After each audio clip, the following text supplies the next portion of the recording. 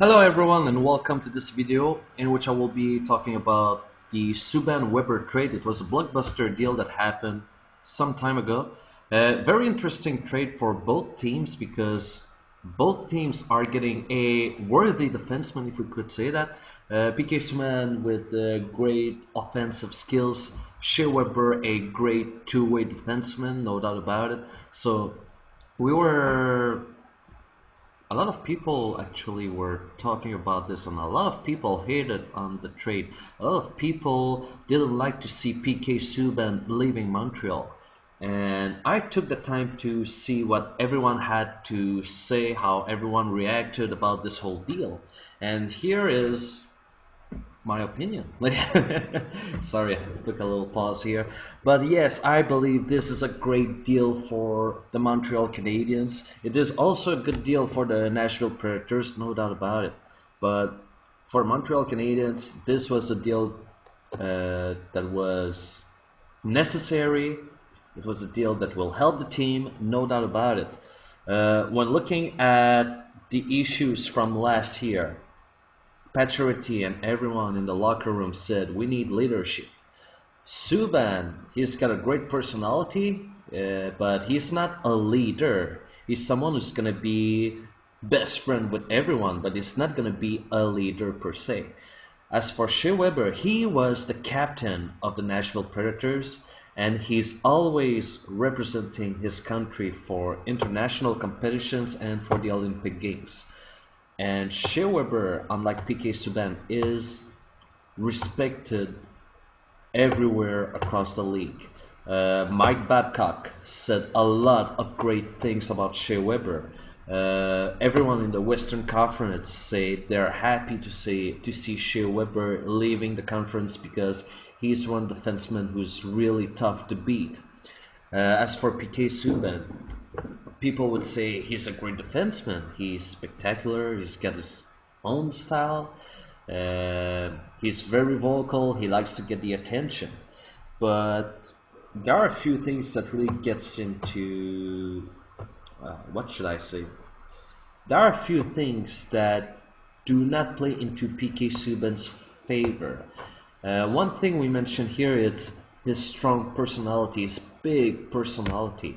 I don't think that is exactly what forced Subban out of Montreal because there was an attitude adjustment coming from PK Subban since the year 2012. He is still a bit of a show off. He does draw a lot of attention, but he was being more professional. And last year, even though he made a lot of mistakes, even though he was getting attention for better or worse, he had interesting statistics. He had something to support him.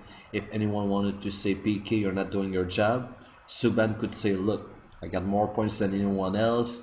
I got the job done in this game, in that game, and whenever I had a bad game, I came back stronger in the next game. But uh, the biggest problem with Subban, I believe, it's his playing style.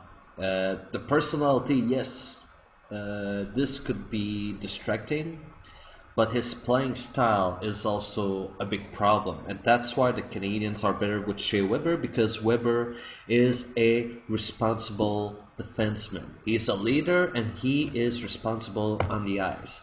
PK Subban, when he's got the puck, what is he going to do? He's going to control the puck. He's going to dangle. He's going to try to make dekes. He likes to control the puck. He's not trying to move the puck. He's not making passes. He just tries to dekes. He tries to go around other players. And that is a big problem because in a French video, I compared PK Subban to Radulov and Kovalev. All three had a bit of an attitude. All three were great, talented players who like to control the puck and everything.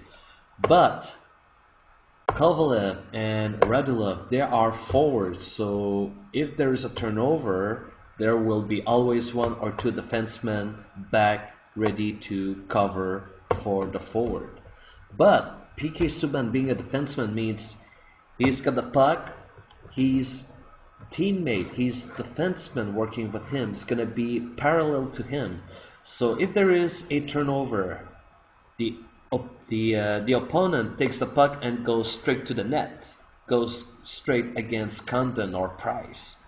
And Subban's teammate, the defenseman, has to turn around 180 degrees and has to chase the player, but will never get a chance to catch up with that player. And that's why Subban is being criticized a lot, because he's a defenseman, and as a defenseman, you have to take responsibilities. You have to move the puck.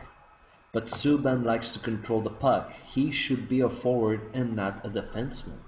And that's one big reason why the Canadiens are better with Shea Weber rather than with PK Subban.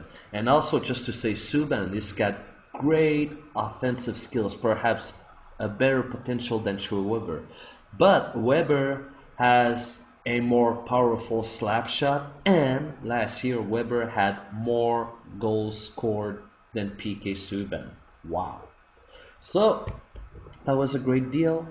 PK Subban's big personality forced Habs, and yes and no. I think there were other things that we needed to take into consideration. There was the personality, sure. There's the play style. As I said, PK Subban is a risky defenseman. He takes a lot of risks. I don't like that coming from a defenseman. And just one more thing, the salary. Subban earns an average 9 million per year. Weber, I believe it's 7 point something million per year. So the Canadiens are saving a lot of money.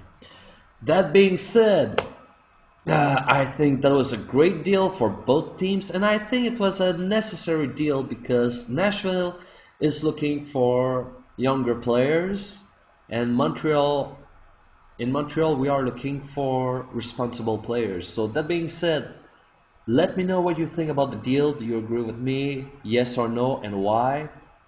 And guys, have a nice one.